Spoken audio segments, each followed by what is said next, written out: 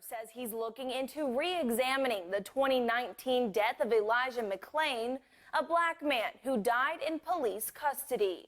In August, 3 white Aurora police officers detained McClain as he walked home from a convenience store while wearing a ski mask, which his family says he wore because he was anemic and would get cold.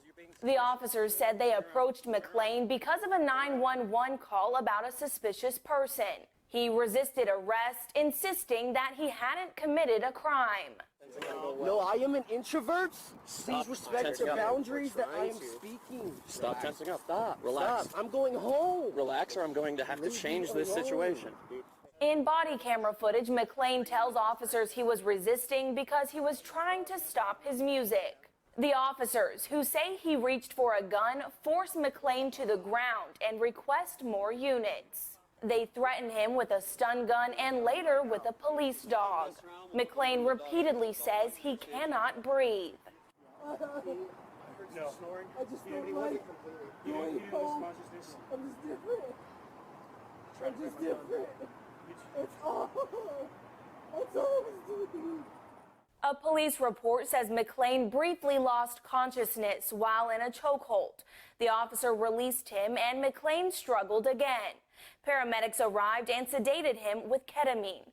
A district attorney says McClain suffered a heart attack in the ambulance and he was declared brain dead 3 days later. A new autopsy report is shedding some light on the death of a man police say they were trying to restrain. Denver 7's Lance Hernandez has that report, and Lance, still a lot of questions. That report says Elijah McClain's death could have been accidental, natural, or homicide. A pathologist couldn't make a determination. Now, there were abrasions on his face, back, and legs, and hemorrhaging around his neck, but no determination as to whether a carotid hold contributed to the young man's death.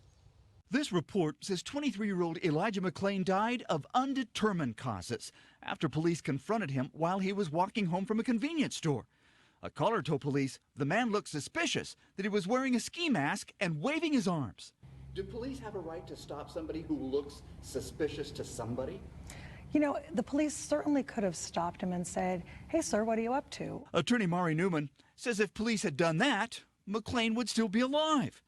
And the coroner's report states the decedent was violently struggling with officers who were attempting to restrain him.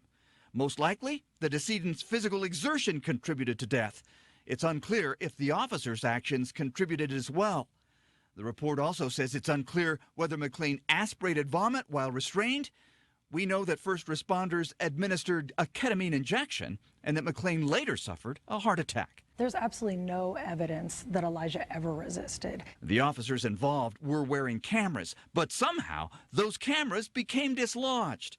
Police haven't released the video yet, but Newman has seen it. One of the really troubling things about the video is that at some point, one of the officers lifts up the body camera of one of his colleagues, and the other officer says, "Hey, get that away, move that out of the way, dude." She sees that as tampering with evidence.